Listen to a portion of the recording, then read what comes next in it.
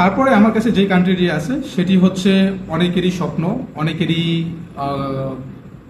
পছন্দের কান্ট্রি। সেটি হচ্ছে একমাত্র দেশ যেখানে হচ্ছে ভালো অ্যামাউন্ট আর্ন করা যায় স্টুডেন্ট থাকা অবস্থায় এবং টিউশন ফি খুবই কম। সেটি হচ্ছে ইতালি। ইতালিতে স্টুডেন্টদের জন্য এত ফ্যাসিলিটি দিয়েছে ইতালি গভর্নমেন্ট, যেটা কল্পনা করা যায় না। কারণ হচ্ছে ইতালিতে টিউশন ফি খুবই কম, 2500 ইউরো থেকে 4000 ইউরোতে আপনারা পড়াশোনা করতে পারবেন ইয়ারলি। এবং ইতালিতে আপনার আর্নিংস অনেক ভালো, বেটার অপরচুনিটি পাবেন। এবং এখানে এনভায়রনমেন্ট, তারপরে হচ্ছে ওদের স্টাডি সিস্টেম সব কিছু না অনেক আপগ্রেড।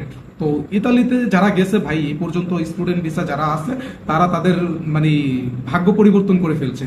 এরকম একটি সিটি বা কান্ট্রি এই ইতালি। ইতালিতে আপনারা যদি যেতে পারেন তাহলে আমি মনে করি যে আপনাদের জন্য সবচেয়ে টপ ডেস্টিনেশন হচ্ছে 2026 সালে ইতালি।